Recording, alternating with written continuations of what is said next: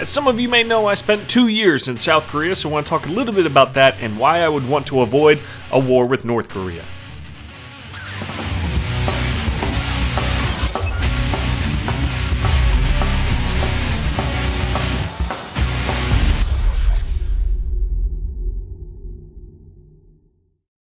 First of all, I want to apologize for the gameplay. This isn't one of those gameplays where we win as one amazing team.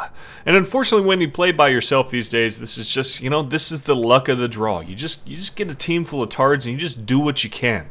But I think I did a pretty decent job here, and may not be the best, but I think it'll serve well for what I want to talk about in this video, which is my experiences in South Korea, which, if you did not know, I was in the military for 8 years. 2 of those years I served in South Korea. It was actually my first assignment was in South Korea for the 501st Military Intelligence Brigade.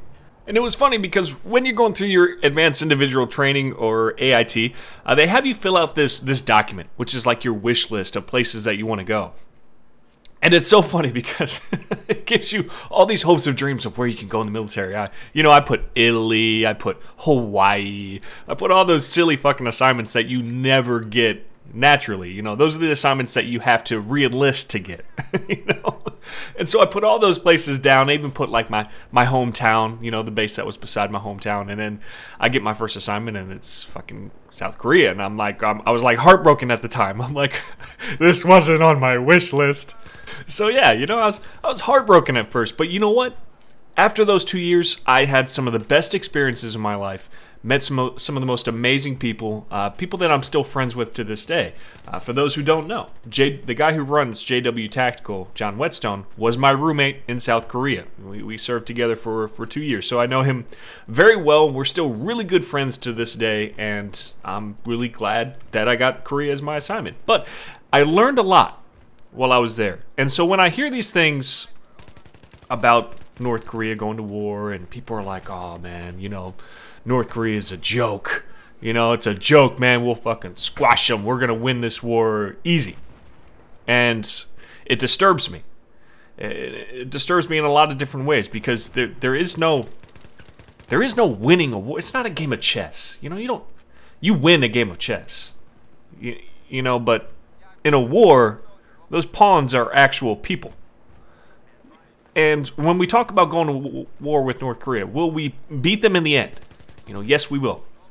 But we're talking about losing a lot of people and there being a lot of collateral damage in between that time, which is why we haven't gone to war with them yet. And guys, North Korean soldiers, they're no joke. I remember standing on the DMZ and just staring one of them in the face and looking into his eyes, and I can tell you without a doubt, he believed to his very core that I was his enemy and that I was just like a representation of the devil.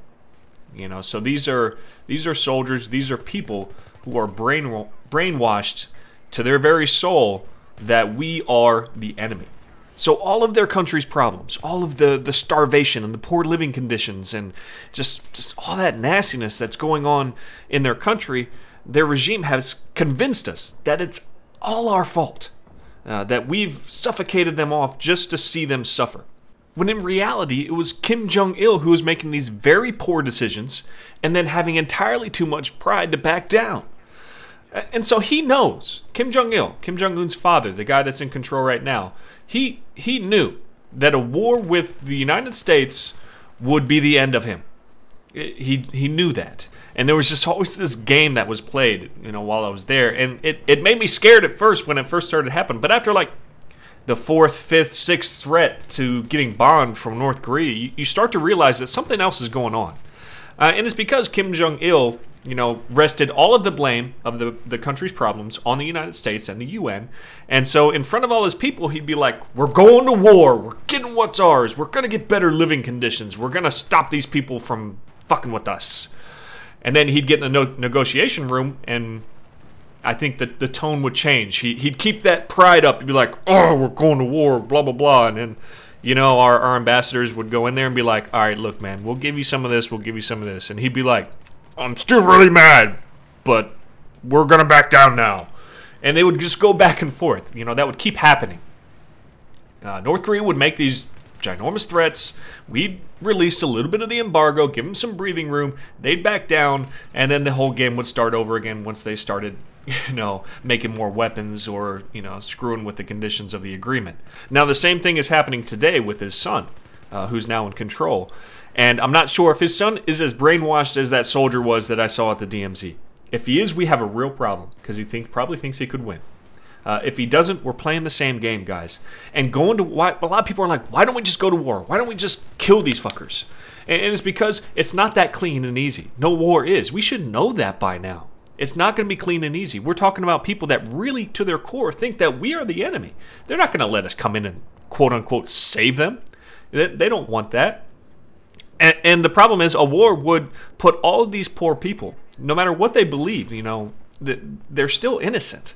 It'll put all of them in the crossfire. Guaranteed, he would use them to his advantage as much as possible, and they would do it because we're the devil, at least to them. And that's not even considering the extreme amount of damage that would come to my friends in South Korea. So I would want a peaceful resolution to this problem. Whether it's a reality or not, we'll come to see.